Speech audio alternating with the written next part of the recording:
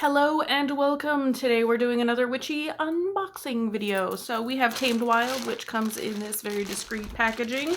Alright, so if you're new to my channel, my name is Melissa and I do these videos. I also do tarot readings on random topics that happen to float into my awareness that I feel like, hey, we could probably know a little bit more about this. I also do other stuff. I talk about crystals a lot, so you can check the channel for some of those videos if that sounds interesting to you. I also create journals in a spiritual kind of woo-woo kind of way. So shadow work journals, stuff like that. I make those for you. So we'll talk about that later. Let's get into this Tamed Wild goodie box. All right. I did get a hint like in the email or something. And I remember being excited, but I don't remember what it was about. I feel like it's something crafty. That's what I'm remembering. All right, so handy dandy scissors. All right, so this is the box that is within that bag. Tamed Wild. All right. Hopping right in there. Okay, this one. Ooh. Ooh, okay. So I was going to start doing these live, and I did get set up for a live full moon box, like to be delivered before the full moon, but which you can see my last one in my videos, but the other one never showed up. Like the one for this full moon never showed up. So I emailed them to see what happened. I know I got charged for it, but so yeah, I didn't get to do a live full moon unboxing, but this will do for now until we get that straightened out. All right. Here we go. All right. On top, the Spell Garden. Oh, that's right. All right. That's why. Okay. The Spell Garden. We view our lives through a variety of lenses. Rose-tinted glasses highlight our interactions through a monocle of love and optimism, making things look rosy and bright. It says right. Rosy and right. Bright is what I don't know, maybe it's not a typo. When we're angry, we might see, wear, or feel red hot. So we say we're blue when we're sad. When immersed in fire, we perceive ourselves in shades of orange and yellow, lenses that generate desire and drive to create. And even in the windows of our soul, which start crystal clear, can occasionally turn murky from despair and disillusion, casting shadows that obscure inner light. These lenses are mirrors. They change depending on the season, our physical and spiritual needs, and our ever-evolving perceptions. They teach us that we are multidimensional beings, capable of experiencing highs and lows and a range of emotions and reactions, all offering insight into what we're planting, and harvesting at any given moment. Okay, so this is about the theme, what is, doesn't say what's in the box, but, you know, overall theme of everything. I flipped it over and we're going to begin by crafting a corn husk doll. That's what it was. It is something crafty. As the doll starts to take shape, decide what you'd like to harvest today. Contemplate situations related to your career, relationships, health, creative outlets. Muse over your passion projects, hobbies, responsibilities, and the expectations you set for yourself earlier in the year or in the years prior. All right, so there's more there. So this kind of goes with the coming up on harvest season, because we are we got a few weeks left of summer and then we're officially into fall, but I know it can't just be me. Are the seasons off for anybody else? In Arizona, we have been getting monsoons and rain like crazy, like record rainfall. It's keeping the temperatures kind of cooler, which is nice. So no 120-degree weather, except for before the monsoon started. I do remember getting up to like 116. But anyways, lots and lots of rainfall. We had to empty out our pool and re-clean it because it's so bad. Just from like all of the wind and stuff. So I feel like the seasons are off a little bit. So hey, in my heart, it's always fall. So we'll go with that. And then this says what is in the box. I will go over that after I show you everything. So it's kind of a surprise. All right, here is our corn husk doll kit. Okay, so there are corn husks and twine.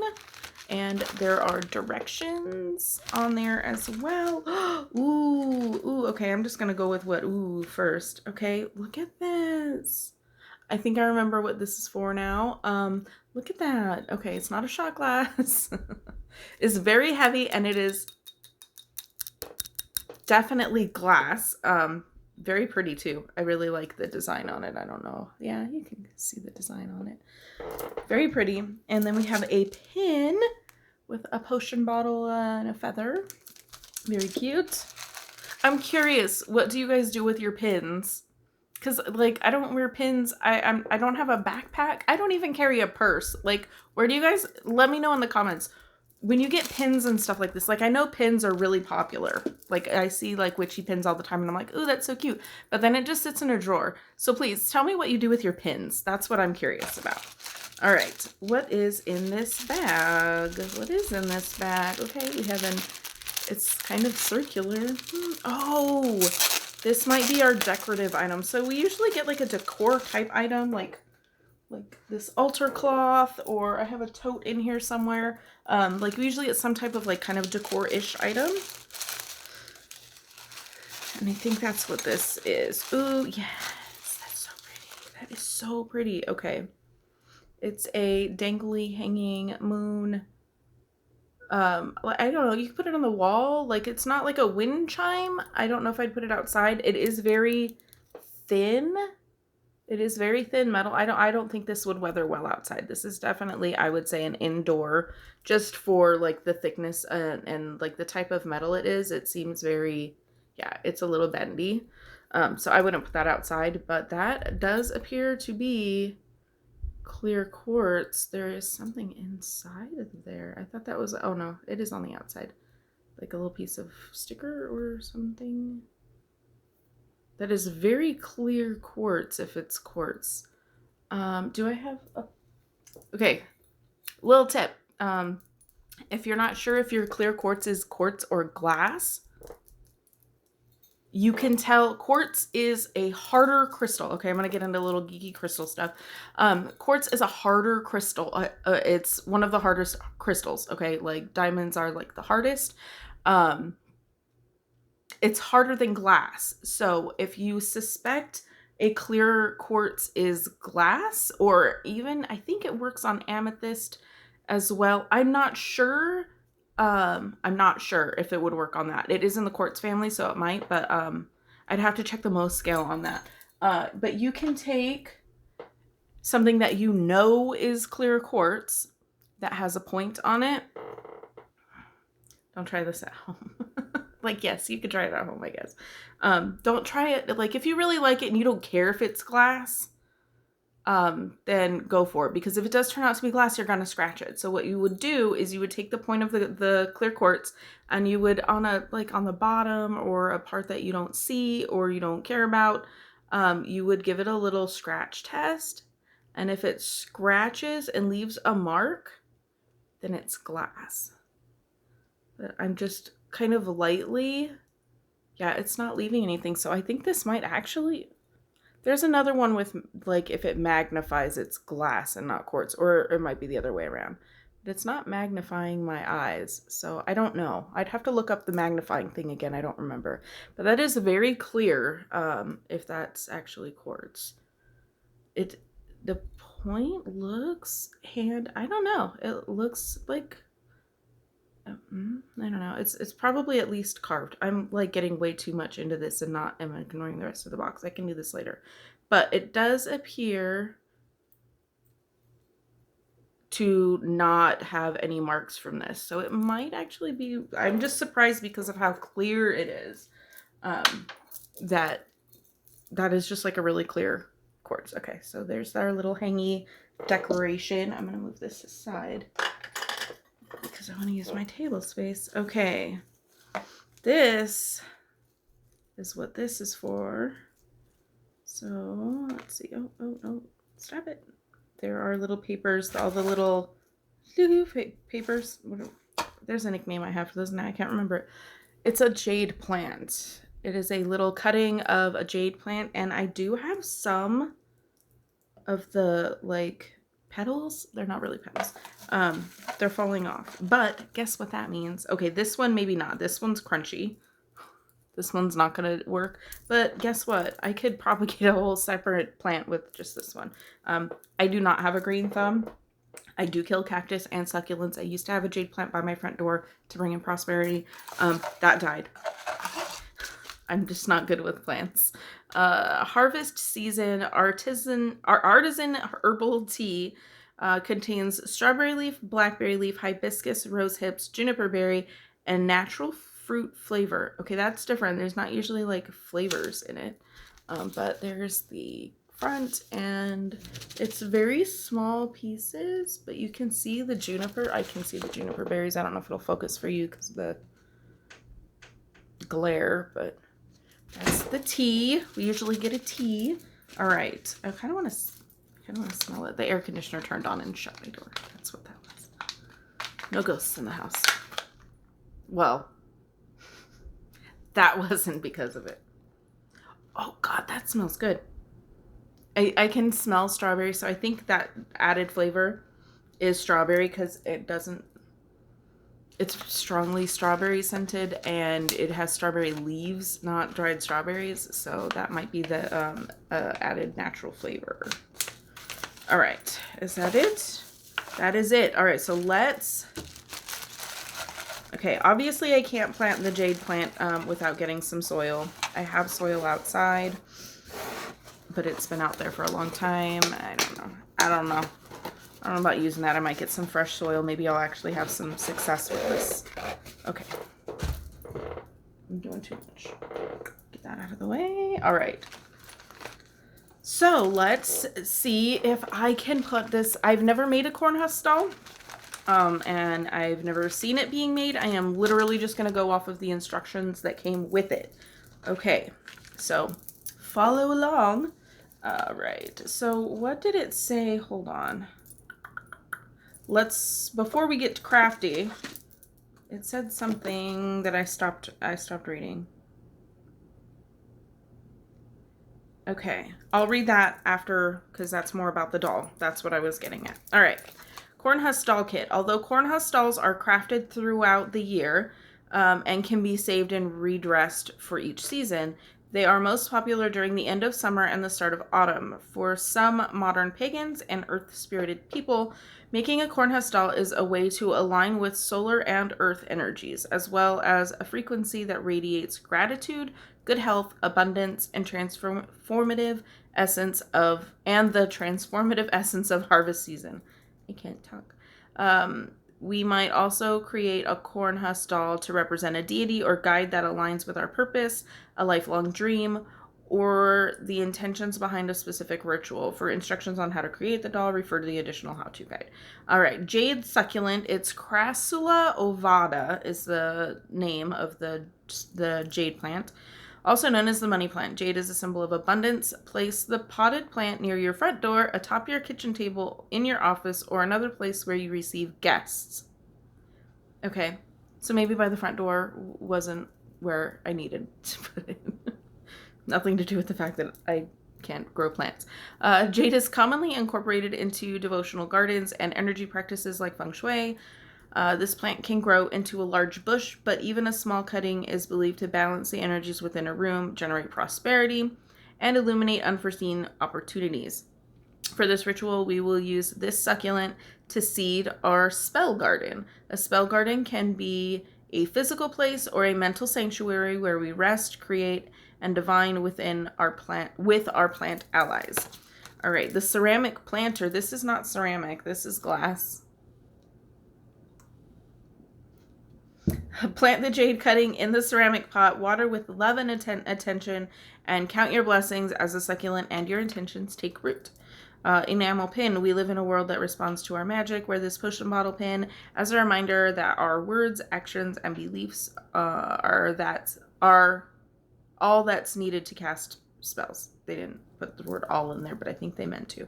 Moon wall hanging. Display this moon hanging above your altar, your workspace, or your bed, inspired by the Master Healer Clear Quartz. This inspired by the Master Healer Clear Quartz, so maybe it's not. This decor piece was handcrafted for our subscribers, so unique to this box. You cannot get that while hanging anywhere else. All right, and then then it talks about the tea. All right. Corn husk doll. Oh, yeah, maybe we can't do the corn husk doll. We have to soak the corn husks in water. Okay. I'll be back. I'm going to go soak these corn husks for a while, and then I'll be back. Alrighty, I switched views. Okay, so, and I'm showing off my fun towels. This is actually kitchen towels that I use all the time. That's how my house is. All right, so I did put a towel down because they are wet, and I did want to protect my reading surface. This is where I do my readings. All right, so, and I'm for full transparency, I did, while I was waiting for these bad boys to soak, I did check YouTube for a video. just to make sure I do it right. All right, so these are dripping. I'm getting these out of here. Ignore. Well, you don't have to ignore the freckles on my arm. It's my arm. All right. Following the instructions, we are going to soak them for 10 to 15 minutes, which I did approximately 10 minutes. We just want them to be pliable so they don't crack and break. All right, so we're going to take 4 husks and stack them pointy side up. Okay, they're kind of triangular. So we're going to stack 4 of them, pointy side up. And so you probably can't read the instructions, even I put them on the screen, but you can screenshot and zoom in if you have that option or would like to see their instructions. Or since you're already on YouTube, you could just look up the videos that I just looked up. There's 3. And let's get a 4th. And for these ones, I'm making sure the top is nice and like wet because you're going to be bending that top piece. You're going to be bending it at the top. Like that one's really still pretty stiff there. So I'm going to swap that out for this one, I think. Yeah, that's a lot better. All right, so there are 1, 2, 3, and 4 there. So stack 4 husks in a flat stack, one on top of the other. Make sure the narrow pointy end of the corn husks are all pointed up. And then using your string, tie the narrow pointy end together 1 inch from the top. So we're going to make a tie here. I am going to cut this. My creaky chair. I put it out there. I am trying to manifest a new chair for YouTube because it's creaky. I'm going to hope that that's long enough. Maybe I should tie it first and then cut it. Haha. All right. So we're going to tie it 1 inch from the top, approximately. Double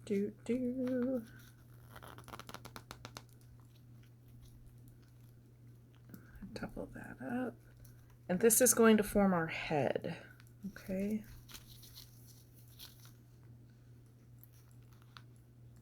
Ooh, moving the whole table. All right, now I'm going to cut this off. All right. This is kind of, I don't know, a messy string. So if you have something that you like better that you already have, or if you want to use colored ribbon or, you know, to match your intention, whatever, you could also do that if you want to like make it your own way. All right. Then using your string, 1 inch from the top of pointy end, and then in one hand you're going to grab one in each hand. I'm trying to do it the way it says. In each hand, you're going to take 2 husks, 2 of the untied ends down here of the husk bundle, spread them apart, and flip them over and back together. So we're going to flip 2 this way and 2 this way, up over this, and so right now, technically, this doll is upside down. So we're going to take these 2 here. I'm going to do one at a time. I don't like, I'm afraid that if I just take 2 and 2 and just like that, then it's going to crack them. So I'm going to do a little bit more carefully and do one at a time. This would be a good time to kind of mentally focus on your intention. I don't know if you don't really have to. You can do this however you want because it's your practice. So we're going to do 2 this way. And I'm trying to kind of fan them out and make them overlap, and you'll see why. And then I'm gonna go this way, and we're gonna do this one down. Just want to make sure it's not gonna crack or break right there. All right. There's that. So this is like the top of the head, and so the reason I wanted to fan them out was so we didn't have like seams on either side, so that they're kind of overlapping a little bit, just so that it doesn't split apart on you later once it dries. All right. There we have a nice neat top. And then we are going to, I'm going to read it from the directions, but I think you know what's next. All right, so in each hand, grab two. We didn't do it that way. Spread them apart, flip them over and back together. So kind of like this is what they're saying it should look like, but we've already flipped it over. So that the 4 husks are in a stack, okay, like this. And the end that you tied in step 3 is now tucked inside of the stack. Then you're going to tie a string about 1 inch from the top of the husks, or I'm feeling for where the string is and going below it. I'm not measuring, so we're going to do that. Tie it. I see this part, I'm not going to put 2 things together here, so I'm going to see this as I don't want to line. All right, now turn that. All right. All right. See, inch from the top, the ends, that's the end, yeah, the end that's tucked underneath. This creates the doll head, okay? Then we're gonna lay it on a hard surface, like a countertop, grab the top 2 layers of the husk and pull them away from the bottom 2 layers, right here.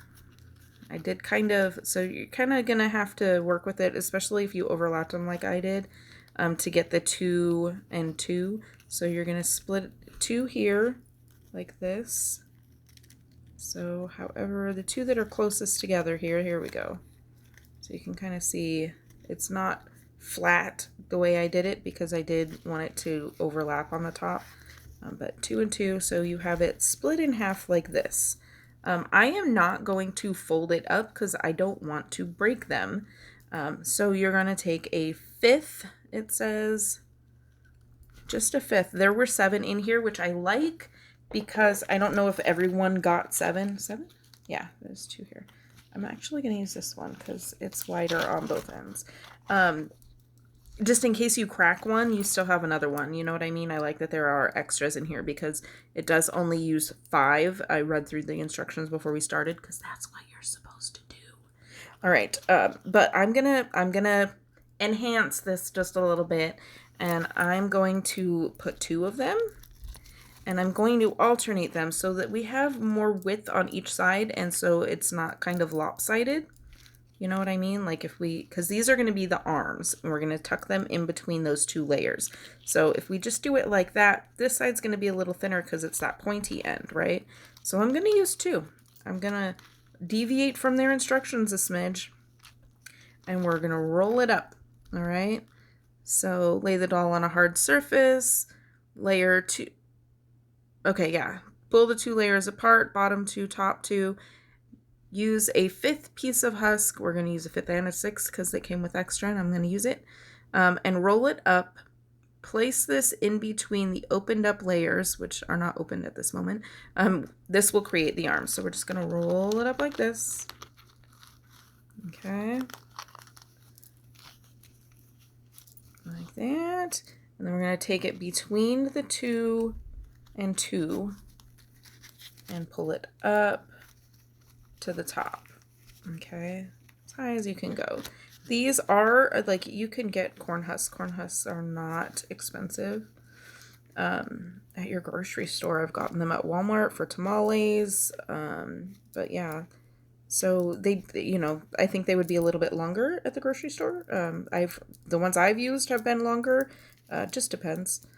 But if you want longer, like the skirt on this one is going to be a bit short, but it is thicker because we used 2. So that's my bad, or, you know, my, not necessarily bad, but my thing. Okay.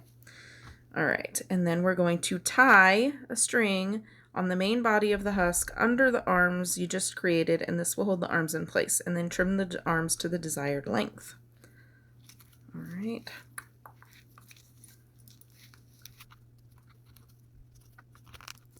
See, I want this to go up a little bit more. Otherwise, there's no bottom. I don't know. She's short like me.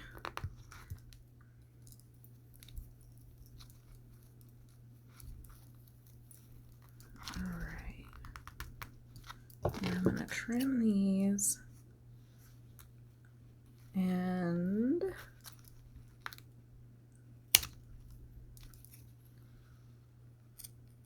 there we go.